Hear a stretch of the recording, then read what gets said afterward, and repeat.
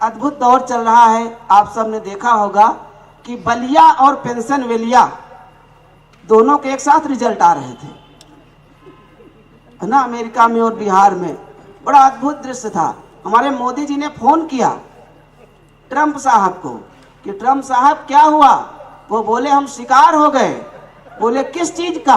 वो बोले सही मतगणना का। वैसे हमारे मोदी जी बहुत ही टैलेंटेड हैं। उन्होंने आज के 6 महीना करीब 8 महीना पहले ही बहुत बड़ा आयोजन किया अहमदाबाद में और कह दिया था नमस्ते ट्रंप। कमाल की बात है कि ट्रंप जिसे वेलकम फंक्शन समझ रहे थे, वास्तव में उनका फेयरवेल फंक्शन था।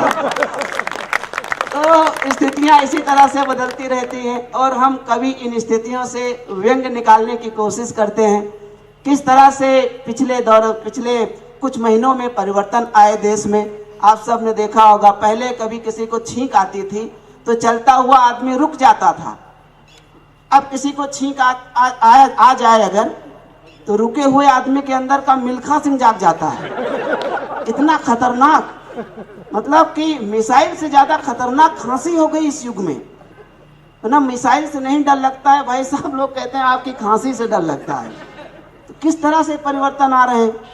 अगर आप देखिए कि मास्क ने बड़ा जबरदस्त काम किया इस देश में। पसंद आएगा तो तालियां बजाइएगा। मास्क ने क्या किया कि ऊंची नाक के गर्व और नीची नाक के शर्म को एक ही आवरण से ढक दिया। और मास्क ने एक और गजब का काम किया कि मास्क ने मुस्कुराहट और मनहूसियत को एक कर दिया। अब कोई मास्क लगाए हुए है, आप अंदाजा नहीं लगा सकते कि वो दुखी है या सुखी है। बिल्कुल आप नहीं लगा सकते। और गालिब होते तो इस मास्क काल में क्या कहते कि हजारों मास्क की ख्वाहिश कि हर ख्वाहिश पे दम निकले। यही कहते और क्या कहते, हजारों मास्क की ख्वाहिश की हर ख्वाहिश पे दम निकले। करूं जो क्लीन हाथों को तो साबुन हद से कम निकले। और सुना जब से कोरोना तेरे मोहल्ले में है आया, बहुत बेआबरू होकर तेरे कूचे से हम निकले। अब क्या होगा, आप सोचिए कि प्रेमी प्रेमिका दोनों में बड़ा प्यार है। अमन अक्षर प्रेम के गीत लिखते हैं। अब दोनों में बड़ा प्यार हो, बाद में पता चले कि प्रेमिका का मोहल्ला क्वारंटीन हो गया है। कितनी दिक्कत आई लोगों के सामने, मतलब कोई तरीका ही नहीं था। अब मजाज साहब क्या लिखते हैं, हमारे शहर के बड़े, हमारे लखनऊ के बड़े शायर थे, उनका बड़ा मशहूर शेर है। वो क्या लिखते कि तुझे आती है खांसी, ये बता देती तो अच्छा था। तुझे आती है खांसी, ये बता देती तो अच्छा था। मेरा तू आइसोलेशन करा देती तो अच्छा था। और तेरे चेहरे पे ये आंचल बहुत ही खूब है, लेकिन इसे कटवा के जो तू मास्क बनवाती तो अच्छा था। देखिए, हमारे बड़े मशहूर कवि हैं देश के, कुमार विश्वास साहब। अच्छा, वो क्या लिख रहे होते है ना। हम लोग कवि सम्मेलन में पिछले दिनों टीवी के कार्यक्रम में साथ में थे, अमन अक्षर भी थे उनके साथ में। तो वो क्या लिखते कि कोई पाना समझता है, कोई खोना समझता है, बचा रहता है वो जो हाथ का धोना समझता है। कोई पाना समझता है, अगली पंक्ति पे उठाइएगा थोड़ा सा, कि कोई पाना समझता है, कोई खोना समझता है, बचा रहता है वो जो हाथ का धोना समझता है। तू मुझसे दूर कैसी है, मैं तुझसे दूर कैसा हूं, इसे हम दोनों से बेहतर ये कोरोना समझता है। दूरियों का महत्व कोरोना काल में ही पता चला। पास आना ही मोहब्बत नहीं होती है, दूर हो जाना भी मोहब्बत होती है। ये कोरोना काल ने हमें ये सिखा दिया है। तो बहुत सारी बातें हम लोग कोरोना काल की करते रहेंगे। हमारे मुकुल महान जी बैठे हुए हैं, ये बता रहे थे कि पंकज मुझे एक ब्रह्म ज्ञान प्राप्त हुआ है। मैंने कहा क्या?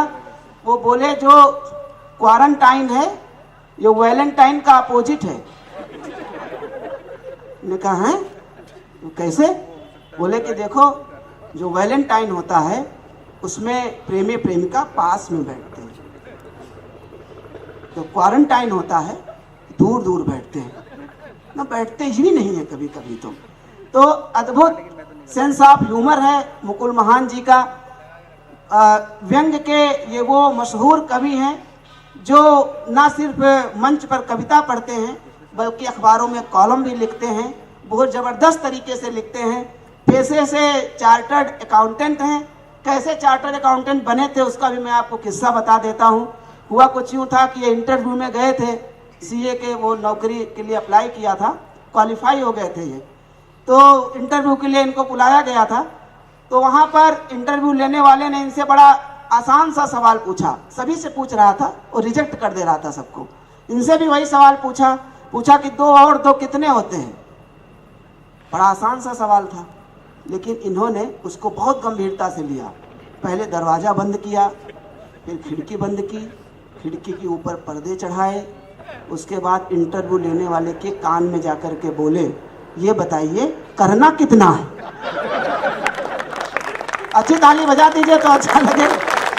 और उसके तुरंत बाद इनका सिलेक्शन हो गया था। मैं आपको बता दूं कि अद्भुत प्रकृति प्रेमी भी हैं। ये हमसे बता रहे थे कि पंकज प्रसून भगवान जिनकी हम मूर्ति पूजा करते हैं वो नहीं है, भगवान है भासे गगन वासे वायु आसे अग्नि, आसे अग्नि नासे नीर। कह रहे थे 5 तत्व हैं, भूमि गगन वायु आकाश नीर, इन्हीं से मिलकर भगवान बना हुआ है। लेकिन इनके घर में एक पाकड़ का पेड़ है, उस पे उल्लू बैठा करता था और उल्लू भाग नहीं रहा था। हमसे कहते थे पंकज प्रसून क्या बताऊं, ये उल्लू भाग नहीं रहा, मैं बहुत परेशान हूँ। मैंने कहा देखिए मुकुल महान जी, उल्लू कभी भागता नहीं है, वो जहाँ बैठ जाता है वहाँ बैठ जाता है। उल्लू अपनी जगह छोड़ता नहीं। आप परेशान ना होइए, उसको बैठने दीजिए। लेकिन ये बहुत परेशान थे कि यार बहुत दुर्भाग्य है कि सबके पेड़ों पे कोयल बैठती है, हमारे पाकड़ के पेड़ पे उल्लू बैठता है। उल्लू को इन्होंने भगाने की सारी कोशिशें करी, लेकिन उल्लू को नहीं भगा पाए। तो इन्होंने समस्या ही जड़ से ख़त्म कर दी। इन्होंने क्या किया कि वो पेड़ ही कटवा दिया, और पेड़ कटवाने के बाद में उसकी लकड़ी से सोफा बनवाया, उसको ड्राइंग रूम में लगाया और जाके उस पर बैठ गए। तो हमारा कॉन्सेप्ट, जब कोई चीज़ सैद्धांतिक रूप से डिसाइड ना हो पाए तो उसका प्रैक्टिकल करना चाहिए, हमारा साइंस यही कहती है। तो हमने अच्छा फिर प्रैक्टिकल लगा दिया। अब आपके यहाँ भी एनिमल हाउस होगा, हमारे यहाँ भी एनिमल हाउस है, बहुत सारे चूहे उसमें हैं। चूहे और चूहिया दोनों बड़े प्रेम से रहते थे। अच्छा, हम सारे लोग जो है चूहों पे ही रिसर्च करते हैं, उसमें भी सफ़ेद चूहों पर। कभी आपने सोचा है कि ऐसा क्यों है? हमने बहुत शोध किया इस पे, तो पता चला कि वैज्ञानिक बड़ा देशभक्त किस्म का प्राणी होता है। वो देशभक्ति दिखाना चाहता है, लेकिन क्या करे, 1947 के बाद पैदा हुआ है। अंग्रेजों का कुछ नहीं बिगाड़ पाता है तो उनके चूहों को बिगाड़ने का काम करता है, स्विस माइस। इसी पे ही होता है ना, हमारे वाले चूहे तो रिजल्ट ही नहीं देते हैं, बिल्कुल हमारी तरह होते हैं। एक बार ताली बजा दीजिए, अच्छा लगे। तो फिर वो डिसाइड हुआ चलो एक्सपेरिमेंट लगाएंगे। चूहा और चूहिया दोनों बड़े प्रेम से रहते थे। हमने चूहे को चूहिया से अलग कर दिया और चूहे को लगातार 7 दिन तक भूखा रखा। 7 दिन के बाद हमने चूहे के सामने चूहिया रखी, बगल में मटर का दाना रखा। हमने कहा अगर प्रेम की भूख बड़ी होगी तो चूहिया की तरफ जाएगा, पेट की भूख बड़ी होगी तो मटर के दाने की तरफ जाएगा। अब चूहे ने चूहिया को देखा, मटर के दाने को देखा, फिर चूहिया को देखा और किम कर्तव्य विमूढ़ की स्थिति में वापस अपने केज में चला गया। हमने फिर 7 दिन तक उस एक्सपेरिमेंट को बढ़ाया, उसे 7 दिन और भूखा रखा। अब की बार हमने चूहे के सामने चूहिया रखी, बगल में चने का दाना रखा। उसने चने के दाने को देखा, चूहिया को देखा, फिर अपने पिंजड़े में चला गया। लेकिन हम भारतीय साइंटिस्ट वो प्राणी हैं जो तब तक एक्सपेरिमेंट करते हैं जब तक रिजल्ट नहीं आ जाते हैं। हमने फिर 7 दिन तक एक्सपेरिमेंट को बढ़ा दिया। इस बार हमने चूहे के सामने चूहिया रखी, बगल में गेहूं का दाना रखा। चूहे ने गेहूं के दाने को खा लिया। हमने कहा देखिए मुकुल महान जी, सिद्ध हो गया ना कि पेट की भूख प्रेम की भूख से ज्यादा बड़ी होती है। लेकिन हम अति उत्साह का शिकार हो गए। सारा एक्सपेरिमेंट हो चुका था, रिसर्च पेपर लिखा जाना बाकी था। हमने रिसर्च पेपर लिख दिया और हमने कंक्लूजन दे दिया उसमें कि पेट की भूख प्रेम की भूख से ज़्यादा बड़ी होती है। हमने भेज दिया अच्छे इम्पैक्ट फैक्टर के जर्नल में। उधर से एडिटर का जो जवाब आया वो कमाल का था, उस पर आपकी तालियां उठे। एडिटर ने कहा रिसर्च जो करी आपने वो तो ठीक है, लेकिन पंकज प्रसून जी जिस तरह से आपने दाने बदले हैं, अगर उस तरह से चूहिया बदलते, तालियां अच्छी बजा दीजिए तो अच्छा लगे।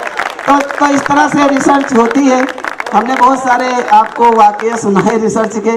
अच्छा, ये प्रेम व्रेम तो हम लोगों से होता नहीं है, हम लोग हास्य व्यंग्य के कवि हैं कि वो आएगी फूल खिलेगी, वो आएगी फूल खिलेंगे ऐसा मैंने सोचा था, शॉपिंग का बिल देख फूल ने फिर बालों को नोचा था, उम्र हुई जब 70 तब लैला मजनू ने ये जाना, सब डीएनए का डिफेक्ट था, हार्मोन का लोचा था।